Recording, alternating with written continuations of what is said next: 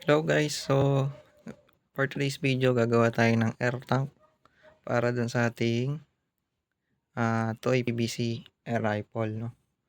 Ayan, sa ating toy gun. So ito ay PPR pipe, 3/4 yung size, 20 mm yung inner diameter niya. Okay, tas 25 mm to outer diameter ng ating pipe. Okay guys, so mahirap mag-video kasi isang kamay lang yung gamit ko, isang kamay hawak ko yung ating camera. So ang ginawa ko rito guys, para mapakita sa inyo. So meron lang tayong pito. Ito. May nabibiling ganito guys sa online shop. Ilalagay ko yung link sa comment section or sa description kung gusto yung bumili. Tapos naglagay lang ako guys ng washer. Ayan, meron yan nut, no, itong pito natin. Ayan.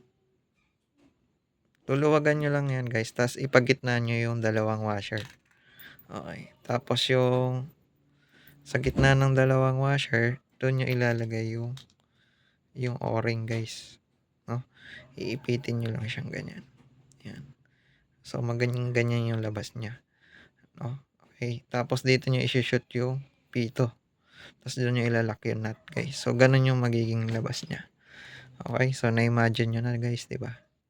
Ito yung lock ng pito. Ayan. Ayan. Meron siyang nut. So dito nyo siya ilalagay sa gitna nito yung washer. Okay. Kasama ng o-ring. Tapos painit nyo lang yung PPR pipe nyo. Tapos i-shoot nyo na sa loob. Okay. Tapos lagyan nyo ng pandikit guys. Okay. Tapos sa kabila, dito natin lalagay yung ating bulb. Okay. So yung bulb, papakita ko na lang sa next video para hindi kayo malitos para sundan yung ating gagawing project. Okay. So yun lang. Sana supportan nyo yung video. Mag-comment lang kayo guys kung meron kayong tanong dyan. And like and share na lang. Thank you.